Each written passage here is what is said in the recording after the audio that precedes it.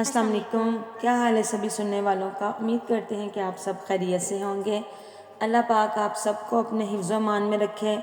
The people of سبا، قوم سبا، صحرائے عرب کے وہ قدیم باشندے جنہوں نے سبا نامی جنت پذیر آبادی کو آباد کیا تھا۔ قوم سبا جنہیں اللہ نے بے شمار نعمتوں سے نوازا تھا، لیکن انہوں نے ایسا کون سا جرم کیا تھا کہ ایک ادنا سے چوہے نے بستی کو تباہ و برباد کر دیا؟ قوم سبا کون تھے اور ان کا انجام کیا ہوا؟ قرآن مجید میں اللہ نے ہمارے لیے سبق آموز قصے بیان کیے ہیں، جہاں کہیں کسی قوم کی برائی کا ذکر ہے تو کہیں پر کسی قوم کی سرکشی کا قصہ ہے۔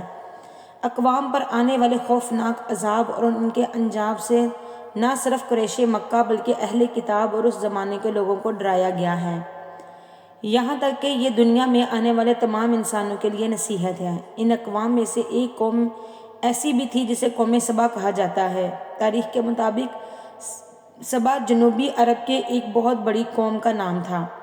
قدیم زمانے سے ہی پوری دنیا میں عرب کی اس قوم کو کافی شہرت حاصل تھی۔ 2500 سال قبل مسیح کے اسوریہ اور بائبل کے اس کتبے میں اس قوم کا ذکر ملتا ہے، جنہیں ساہوم کہا گیا ہے۔ اس طرح بائبل کی کتاب جرمیہ میں بھی اس قوم کا ذکر آیا ہے۔ تاریخ کو کھنگالنے سے یہ معلوم ہوتا ہے کہ اسلام کے ظہور سے پہلے جزیرہ عرب میں بسنے والی اقوام کو محققین 3 طبقوں میں تقسیم کرتی ہے، جو کہ عرب مابعدہ، عرب عاربہ، عرب مستعربہ۔ بہرحال قوم سبا کا تعلق عربوں کے دوسرے طبقے یعنی عرب عاربہ سے تھا۔ قوم سبا کو قوم سبا اس لیے کہتے ہیں کیونکہ اس علاقے کو سبا نامی شخص نے آباد کیا تھا۔ لہٰذا ابن عباس بیان کرتے ہیں کہ رسول اللہ صلی اللہ علیہ وآلہ وسلم سے سوال کیا گیا کہ سبا کوئی مرد تھا یا عورت یا کسی ملک کا نام؟ آپ صلی اللہ علیہ وآلہ وسلم نے فرمایا سبا ایک مرد تھا جس کے 10 بیٹے تھے، ان میں سے 6 یمن چلے گئے تھے اور 4 شام چلے گئے تھے۔ سبا سام بن نوح کے بیٹے قحطان کی اولاد تھے، یہی وجہ تھی کہ ان لوگوں کو قحطانی عرب کہا جاتا تھا۔ سبا کا اصل نام عبد الشمس تھا۔ اہل تاریخ نے یہ بھی لکھا ہے کہ عبد الشمس نے اپنے زمانے میں آخری نبی کی بشارت دی تھی اور وہ ایک نیک انسان تھا۔ سبا جنوبی عرب کے تمام قبائل کا جد امجد تھا، اس نے یمن کے مشہور شہر مارب کو آباد کیا تھا۔ ابن کثیر نے یہ بھی لکھا ہے کہ سبا بعد میں یمن کے بادشاہوں کا لقب ہو گیا تھا اور ملکہ سبا یعنی بلقیس کا تعلق بھی یہیں سے تھا۔ قوم سبا کی سلطنت ایک زمانے میں اتنی طاقتور تھی کہ مصر، شام، ایران اور ہند تک کے علاقوں تک پھیل گئے تھے، جہاں کے کھنڈرات میں ان کے نشانات اب تک موجود ہیں۔ قوم سبا کا عروج کا زمانہ 1100 قبل از مسیح ہے۔ جب داؤد اور حضرت سلیمان علیہ السلام کی حکومت آئی تو یہ قوم ایک مالدار قوم کی حیثیت سے مشہور ہو چکی تھی۔ ابتدا میں اس قوم کے لوگ سورج کی پرستش کیا کرتے تھے، لیکن جب ملکہ بلقیس کی حکومت آئی تو حضرت سلیمان کے ہاتھوں قوم سبا کے لوگ مسلمان ہو گئے اور شرک و بت پرستی تک ترک کر دی۔ امام ابن کثیر لکھتے ہیں کہ قوم سبا کے علاقے میں مارک نامی ایک شہر تھا۔ یہ شہر بلک نامی 2 پہاڑوں کے درمیان میں تھا۔ پہاڑوں سے بارش کا پانی آنے کے سبب سے یہ شہر ہمیشہ سیلابوں کی زد میں رہتا تھا، لہٰذا اس شہر کے بادشاہوں نے، جس میں ملکہ بلقیس کا نام بھی آتا ہے، دونوں پہاڑوں کے درمیان ایک مضبوط بند تیار کیا جس نے سیلاب کو روک کر پانی کا ذخیرہ بنا دیا۔ بند کے اندر اوپر نیچے پانی نکلنے کے لیے 3 دروازے بنائے گئے۔ اس بند کے نیچے ایک بڑا تالاب تھا جس میں 12 نہریں نکالی گئیں اور شہر میں مختلف انداز میں پہنچائی گئیں۔ دونوں پہاڑوں کے کناروں پر باغات لگائے گئے تھے جس میں ہر طرح کے پھل اور درخت باکثرت پیدا ہوتے تھے۔ کہتے ہیں کہ قدرت کی فراوانی اس قدر تھی کہ ایک عورت سر پر ٹوکری لے کر چلتی تو درختوں سے گرنے والے پھلوں سے خود بخود وہ ٹوکری بھر جاتی۔ سینکڑوں میلوں میں پھیلے باغات کا سلسلہ دیکھنے سے یوں لگتا تھا کہ یہ ایک خوابوں کا شہر ہے۔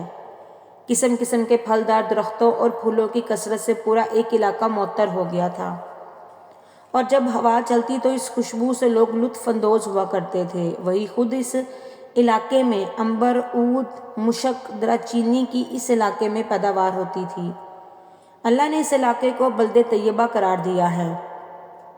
جس میں سردی گرمی کا اعتدال اور آب و ہوا ایسی بخشی کہ پورے علاقے میں مچھر مکھی سانپ چھپکلی بچھو جیسے موذی جانور کا نام و نشان تک نہ تھا۔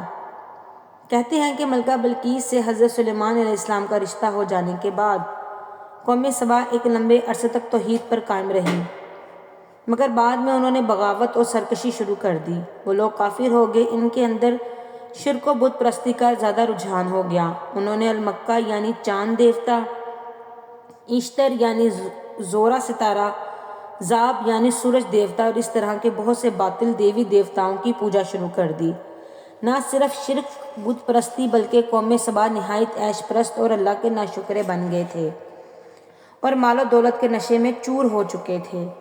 وہ خدا کی یاد سے غافل ہو گئے، اتنی ساری نعمتوں اور راحتوں کے باوجود وہ اللہ کو بھول بیٹھے اور دنیا کی دل فریبیوں میں مست ہو گئے۔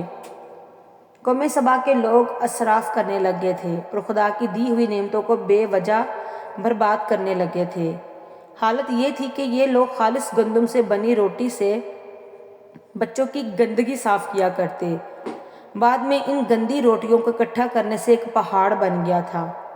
جب کوئی صالح شخص انہیں اس عمل سے ڈراتا اور اللہ کا خوف دلاتا تو وہ جواب دیتے، جاؤ، ہمیں بھوک اور اناج کی کمی سے کوئی نہ ڈرائے، ہمارے پاس بہت سارے پھل گندم اور میوے ہیں۔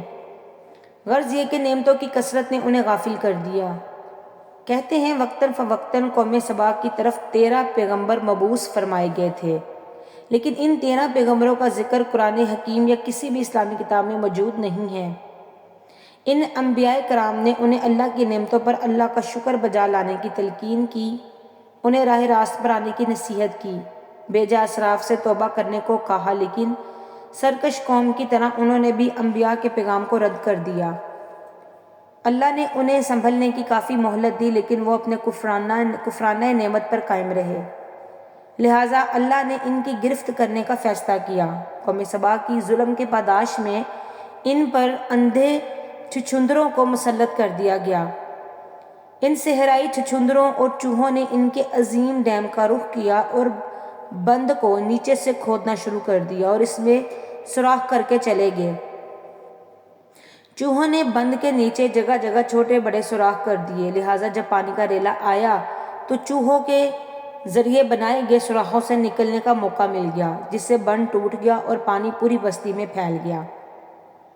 قوم سبا کے تمام باغات اور کھیت پانی میں غرق ہو گئے۔ پانی کے ریلے میں اہل سبا کا مال و اسباب مویشی تک بہتے چلے گئے۔ اہل سبا کے خوبصورت سجے سجائے محلات اور مکانات ویران ہو گئے۔ سبا کے لوگ پانی میں غرق ہو کر ہلاک ہو گئے۔